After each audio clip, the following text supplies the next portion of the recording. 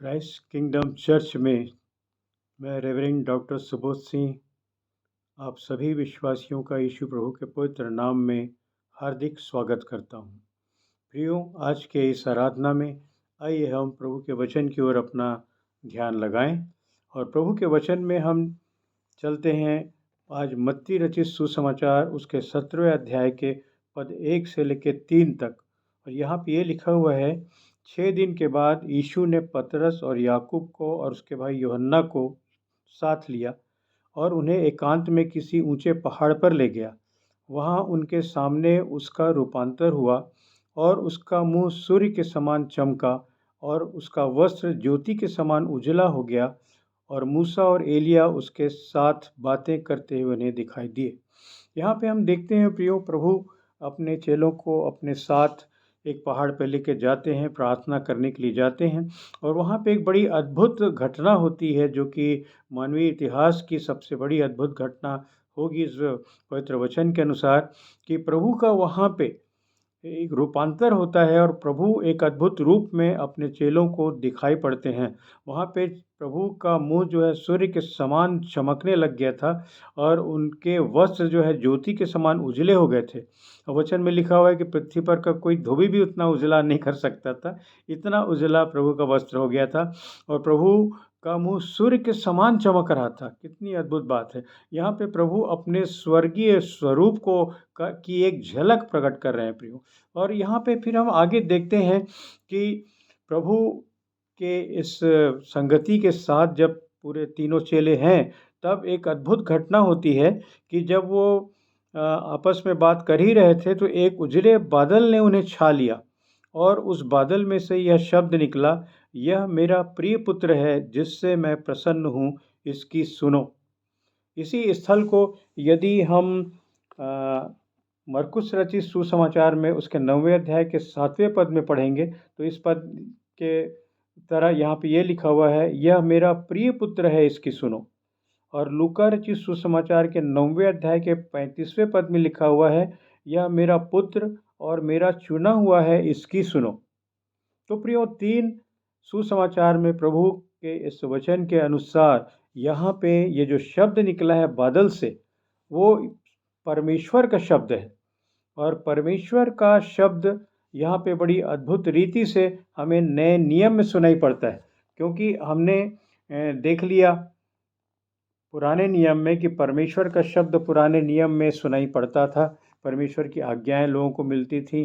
परमेश्वर ने 10 आज्ञाएं दी हैं प्रियो अपने लोगों के लिए। परमेश्वर ने आरंभ में पुराने नियम में 10 आज्ञाएं दी हैं, लेकिन यहाँ पे आप देखेंगे परमेश्वर पिता नए नियम में एक ही आज्ञा देते हैं, और ये एक आज्ञा इतनी बड़ी और विशाल आज्ञा है जो बड़ी अद्भुत रीति से परमेश्वर की सारी आज्ञाओं को अपने आप में समाहित किए हुए है। और ये आज्ञा है जिस पद को हमने अभी पढ़ा, तीनों स्थलों में पढ़ा, तीनों सुसमाचार में पढ़ा कि यह मेरा प्रिय पुत्र है, इसकी सुनो, या यह मेरा प्रिय चुना हुआ है ना, जिससे मैं प्रसन्न हूँ, इसकी सुनो।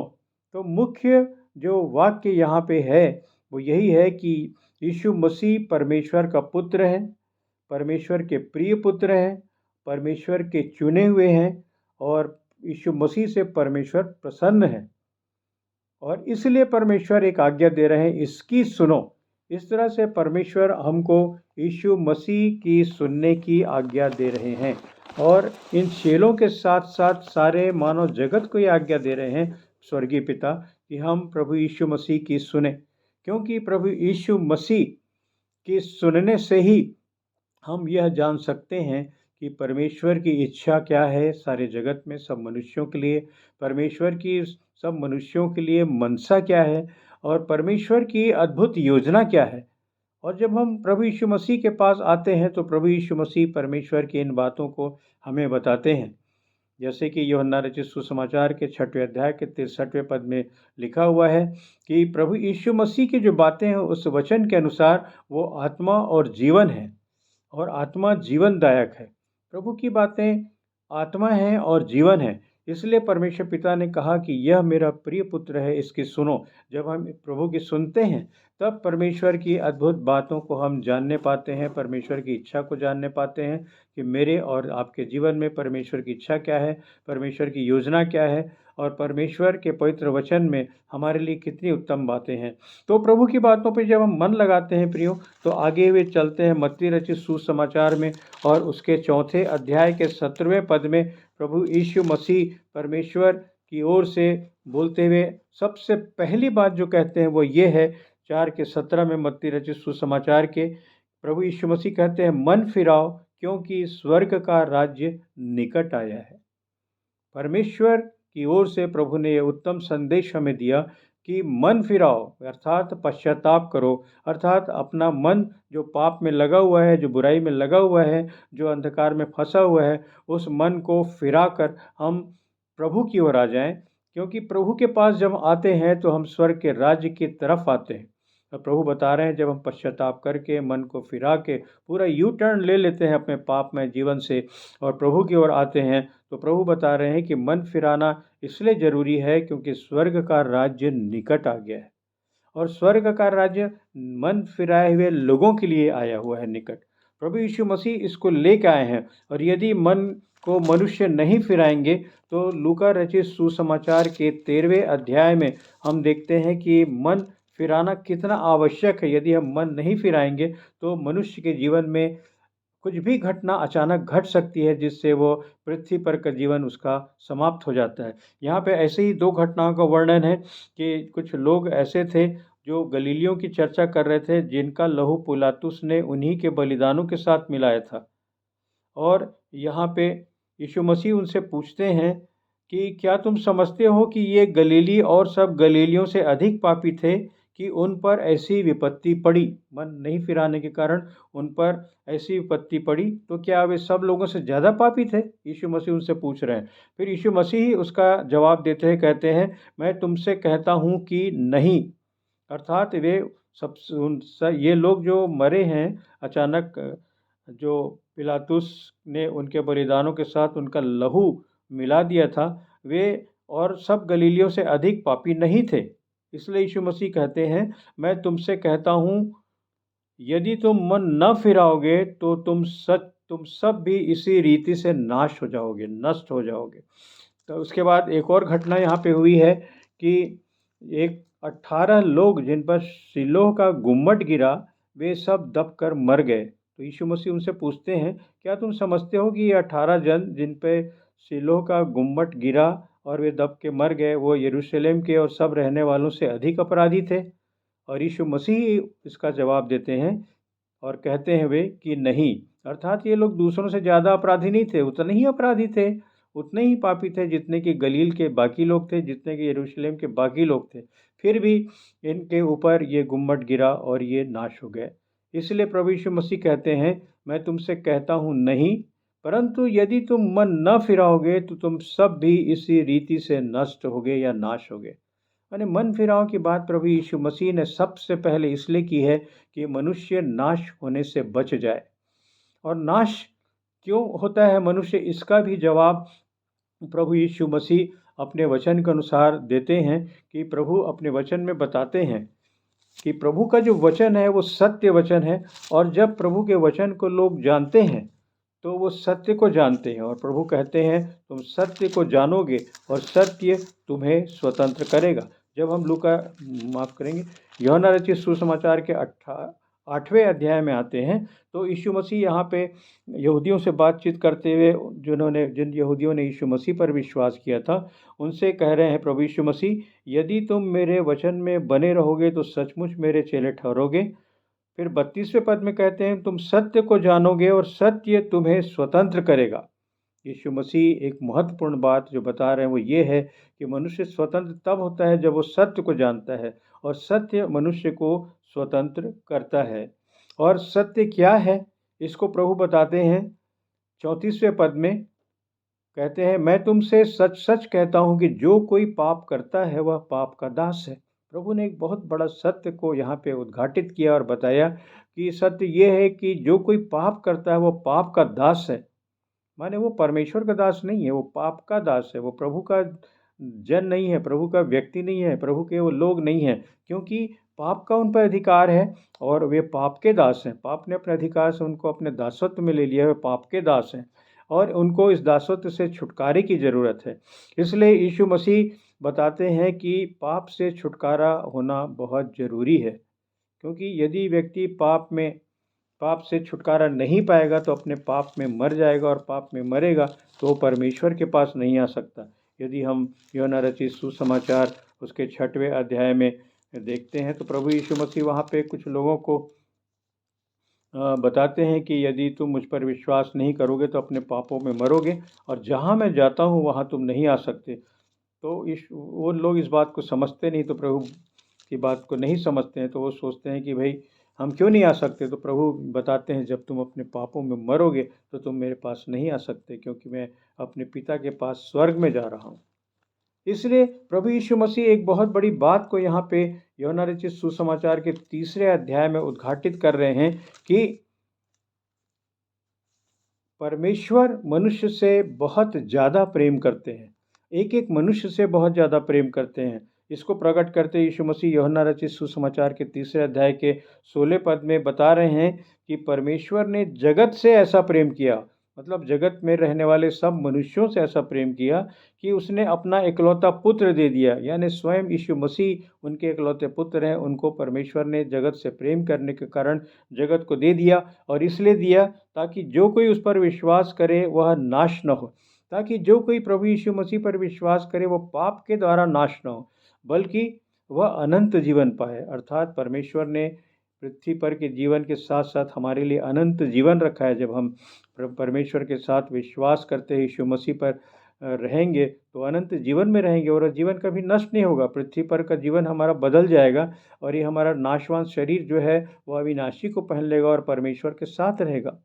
इस तरह ये पाप जो है वो मनुष्य को नाश करता है और परमेश्वर के राज्य में जाने से रोक देता है, क्योंकि पाप की मजदूरी, यदि रोमियों की पत्री में आप पढ़ेंगे तो लिखा हुआ है कि पाप की मजदूरी मृत्यु है। मृत्यु का मतलब होता है कि परमेश्वर से पाप में मरना और परमेश्वर से सदा के लिए अलग हो जाना, नरक के कुंड में जाना, ये है असली मृत्यु। लेकिन परमेश्वर का वरदान यीशु मसीह में अनंत जीवन है। जो कोई यीशु मसीह पर विश्वास करते हैं वो परमेश्वर से यीशु मसीह के नाम के द्वारा वरदान पाते हैं। और यहाँ पे लिखा हुआ है रोमियो की पत्री उसके 6वें अध्याय के 23वें पद में, क्योंकि पाप की मजदूरी तो मृत्यु है, परंतु परमेश्वर का वरदान हमारे प्रभु मसीह यीशु में अनंत जीवन है। तो परमेश्वर के पुत्र यीशु मसीह में हम अनंत जीवन का वरदान पाते हैं। इस बात को प्रभु यीशु मसीह ने यहाँ पे बता दिया कि जो कोई यीशु मसीह पर विश्वास करता है वह नाश नहीं होता, क्योंकि वो यीशु मसीह पर विश्वास करके मन को फिराता है और अपने पापों से क्षमा प्राप्त कर लेता है। क्योंकि मन जो है, प्रभु के वचन में लिखा है, वो सब वस्तुओं से सबसे अधिक धोखा देने वाली वस्तु है और ये मनुष्य को इसमें ऐसा असाध्य रोग लगा हुआ है जो कि केवल परमेश्वर के वचन से ही दूर हो सकता है, यीशु मसीह के वचन से ही दूर हो सकता है। क्योंकि प्रभु यीशु मसीह का वचन बड़ा सामर्थी वचन है और वो जब निकलता है तो पाप को नाश करता है और मनुष्य छुटकारा पाता है। और यीशु मसीह ने बताया कि मनुष्य के मन से, अर्थात उसके मन के भीतर से जो बातें निकलती हैं वो मनुष्य को अशुद्ध करती हैं, क्योंकि वो पाप में बातें रहती हैं। यदि हम इसी को मरकुस रचित सुसमाचार के 7वें अध्याय में देखेंगे तो प्रभु यीशु मसीह बताते हैं कि मनुष्य को कौन सी बातें अशुद्ध करती हैं और पापमय कर देती हैं, पापी बना देती हैं। प्रभु यीशु मसीह बोलते हैं यहाँ पे 7 के 14वें पद में, तुम सब मेरी सुनो और समझो। जब हम प्रभु यीशु मसीह के पास आते हैं तो प्रभु यीशु मसीह सब मनुष्यों को बोल रहे हैं कि तुम सब मेरी सुनो और समझो। और यीशु मसीह बोलते हैं कि क्योंकि भीतर से 21वें पद में, अर्थात मनुष्य के मन से बुरे बुरे विचार, व्यभिचार, चोरी, हत्या, परस्त्रीगमन, लोभ, दुष्टता, छल, लुचपन, कुदृष्टि, निंदा, अभिमान और मूर्खता निकलती है। ये सब बुरी बातें भीतर ही से निकलती हैं और मनुष्य को अशुद्ध करती हैं। तो प्रभु के वचन के द्वारा ये अशुद्धता प्रभु के नाम से, प्रभु के पवित्र वचन से, प्रभु से प्रभु पर विश्वास करके मन फिरा लेने से, क्षमा मांग के पापों को छोड़ देने से यह शुद्धता दूर होती है। प्रभु शुद्ध और पवित्र करते हैं और प्रभु नाश होने से इस तरह से बचा लेते हैं। और मन जो है अब यह असाध्य रोग दूर हो जाता है और मनुष्य प्रभु के लहू से छुटकारा पा जाते हैं। प्रभु के लहू से सारे पापों से छुटकारा पा जाते हैं। प्रभु पर विश्वास करके उसके लहू से धुल जाते हैं, पापों से धुल जाते हैं और जीवन को पा लेते हैं। तो जो प्रभु के पास आते हैं तो प्रभु उनको कहते हैं, तुम सब मेरी सुनो और समझो। इस तरह जब हम प्रभु की सुनते और समझते हैं तो हम पाप की मजदूरी मृत्यु को नहीं पाते, बल्कि परमेश्वर के वरदान को, जो यीशु मसीह में अनंत जीवन है, उसे पा लेते हैं प्रियो। इसीलिए परमेश्वर पिता ने बताया, यीशु मसीह के पास जाकर इसकी सुनो कहा परमेश्वर ने। जब हम इसकी सुनते हैं तो परमेश्वर की मनसा को हम जान जाते हैं कि परमेश्वर हमसे प्रेम करते हैं और परमेश्वर नहीं चाहते कि हम नाश हो जाएं, और परमेश्वर चाहते हैं कि हम यीशु मसीह पर विश्वास करके पाप में जीवन छोड़ दें और प्रभु से सामर्थ्य पाकर, प्रभु के वचन से सामर्थ्य पाकर, प्रभु के आत्मा से सामर्थ्य पाकर हम एक नया जीवन जिए। यार प्रभु जी के लोगों को बहुत से लोगों ने प्रभु जी के वचन को सुना प्रियो और जीवन पाया। यदि आप मत्ती रचित सुसमाचार उसका 19वां लूका रचित सुसमाचार उसका 19वां अध्याय पद 1 से लेकर 10 तक देखेंगे तो यहाँ पे जक्कई ने यीशु मसीह की आवाज़ को सुना। प्रभु ने उससे जब कहा कि झट नीचे उतारा कि मुझे तेरे घर में आज होना अवश्य है, तो बड़े आनंद से उसे अपने घर में ले गया और वहाँ पर प्रभु की बातों को सुनकर उसने प्रभु पर विश्वास किया और वो नाश होने से बच गया। और प्रभु ने उससे कहा कि आज इस घर में उद्धार आया है। प्रियो, जहाँ प्रभु आते हैं, जो प्रभु की बातों को जो सुनते हैं और समझते हैं और मानते हैं प्रियो, तो वो एक अद्भुत जीवन को पा लेते हैं, वो उद्धार को पा लेते हैं, वे नाश होने से बच जाते हैं। प्रभु ने इसको बहुत ही अच्छी रीति से समझाया है कि जो उनकी बात को सुनते और समझते हैं और मानते हैं, वे उस बुद्धिमान व्यक्ति की तरह हैं, है ना, जिसने चट्टान पर अपना घर बनाया। यीशु मसीह मत्ती रचित सुसमाचार के 7वें अध्याय के 24वें पद में कहते हैं, इसलिए जो कोई मेरी ये बातें सुनकर उन्हें मानता है, वह उस बुद्धिमान मनुष्य के समान ठहरेगा जिसने अपना घर चट्टान पर बनाया। और मेघ बरसा और बाढ़ें आई और आंधियाँ चली और उस घर से टकराई, फिर भी वह नहीं गिरा, क्योंकि उसकी नींव चट्टान पर डाली गई थी। परंतु जो कोई मेरी ये बातें सुनता है और उस पर नहीं चलता, वह उस निर्बुद्धि मनुष्य के समान ठहरेगा जिसने अपना घर बालू पर बनाया। और मेघ बरसा और बाढ़ें आई और आंधियाँ चली और उस घर से टकराई और वह गिरकर सत्यानाश हो गया। प्रभु की बातें, प्रभु जी की बातें सामर्थी बातें हैं और हमारे जीवन को सामर्थ्य से भर देने वाली बातें हैं, और हमें प्रभु एक नया जीवन देके अपने आप में मजबूत बना देते हैं, अपने वचन से मजबूत बना देते हैं, बुद्धिमान बना देते हैं। और प्रभु बताते हैं कि जो व्यक्ति उसकी बात को मान के चलता है, वो बुद्धिमान मनुष्य के समान ठहरेगा जिसने अपने घर को चट्टान पर बनाया। हमारे जीवन में, पृथ्वी पर के जीवन में सब प्रकार की आंधियाँ आती हैं, बाढ़ आती है ना, मेघ बरसता है, यानी विपत्तियाँ, परेशानी, संकट सब आते हैं, सब मनुष्यों के लिए आते हैं। लेकिन जो व्यक्ति का घर, जो व्यक्ति का जीवन मसीह रूपी चट्टान पर स्थिर रहता है, वह नाश नहीं होता, वह व्यक्ति नाश नहीं होता, वो बच जाता है। लेकिन जिस व्यक्ति का घर या जीवन प्रभु पर आधारित नहीं होता, वह उस व्यक्ति के समान ठहरता है, निर्बुद्धि मनुष्य के समान ठहरता है जिसने बालू पर अपना घर बनाया। और जब उसके घर में, उसके जीवन में चुनौतियाँ और परेशानियाँ और विपत्तियाँ और संकट आए तो उसका वो सामना नहीं कर पाया, क्योंकि प्रभु के वचन के द्वारा उसने बल, शक्ति, बुद्धि, समझ नहीं पाया और वो नाश हो गया। इस तरह से हम देखते हैं कि प्रभु का वचन जो है बहुत ही सामर्थी वचन है और हर मनुष्य को नया जीवन देता है। और प्रभु इसी नए जीवन के बारे में बात करते हैं। जो उसकी बात को सुन के मानते हैं, उसे प्रभु यीशु मसीह बताते हैं कि जो मेरा वचन सुनकर मानता है वो बुद्धिमान व्यक्ति होता है। इसलिए प्रभु की महत्वपूर्ण बातों में मैं एक बात और आपके सामने रखता हूँ। प्रभु यीशु मसीह की जो कहते हैं, वो बता रहे हैं, यीशु मसीह यूहन्ना रचित सुसमाचार के 3 अध्याय के 3 पद में यीशु ने उसको अर्थात निकुदेमुस को उत्तर दिया, मैं तुझसे सच सच कहता हूँ, यदि कोई नए सिरे से न जन्मे तो परमेश्वर का राज्य देख नहीं सकता।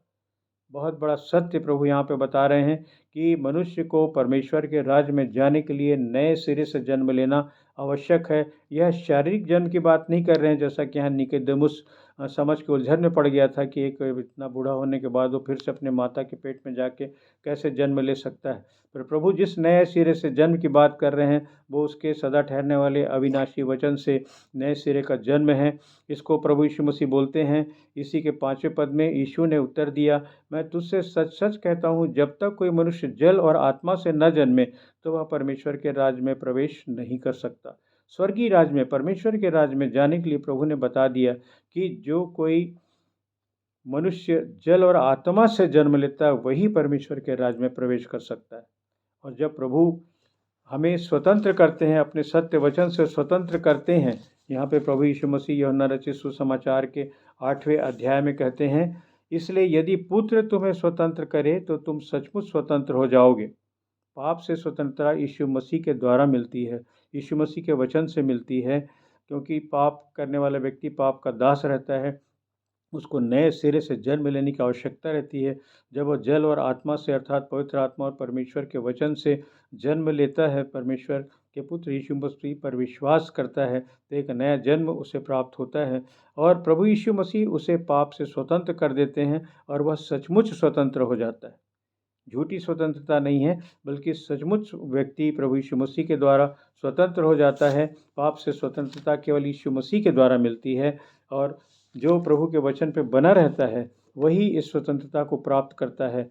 और सत्य अर्थात यीशु मसीह का वचन, सत्य वचन उसे स्वतंत्र कर देता है, यीशु मसीह उसे स्वतंत्र कर देते हैं और नए जीवन में व्यक्ति आ जाता है। प्रियो, इस तरह से ये बातें बड़ी उत्तम हैं और हर एक व्यक्ति के लिए अवसर है। प्रभु ने यह अवसर दिया है कि हम जक्कई की तरह इस अवसर को पूरी रीति से पूरा लाभ उठा के अपने जीवन में अपना लें और प्रभु से जीवन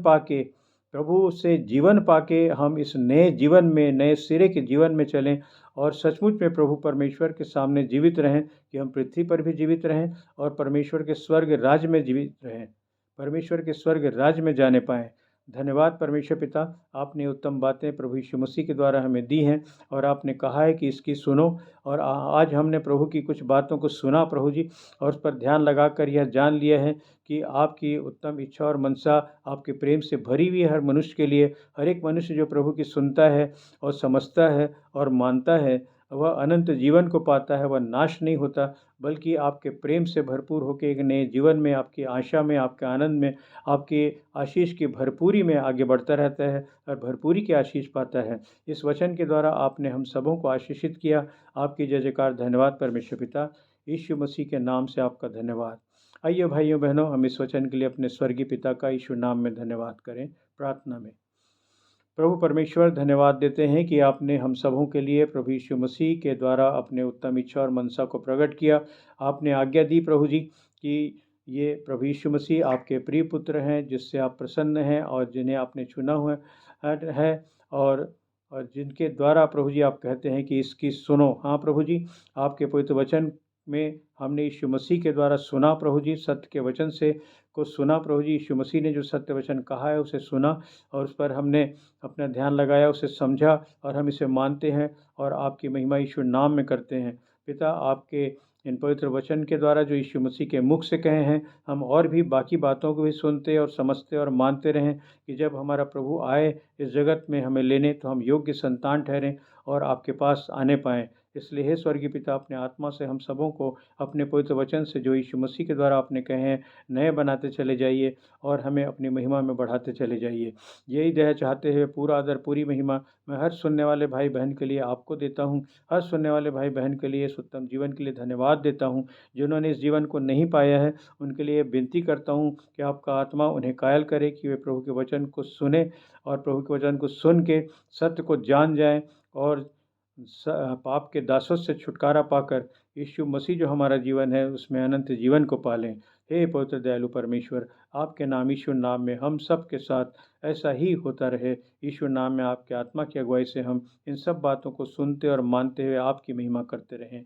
यही दया चाहते हुए इस विनती को मैं यीशु प्रभु के पवित्र नाम में आपसे मांगता हूँ। आमीन, आमीन। धन्यवाद प्रियो, प्रभु के इस वचन के द्वारा परमेश्वर ने हमें आशीषित किया है, अपने राज्य के योग्य बनाया है। इसलिए इन बातों को, इसकी गंभीरता को, इसके भेद को समझते हुए हम आगे बढ़ते जाएं। प्रभु का आत्मा हमारी सहायता करे। यही इच्छा रखते हुए मैं आप सबों का धन्यवाद करता हूँ और आज की इस आराधना के संदेश को मैं यहीं पे समाप्त करता हूँ। यीशु मसीह के नाम में नमस्कार, शालोम, प्रेज द लॉर्ड, आमीन।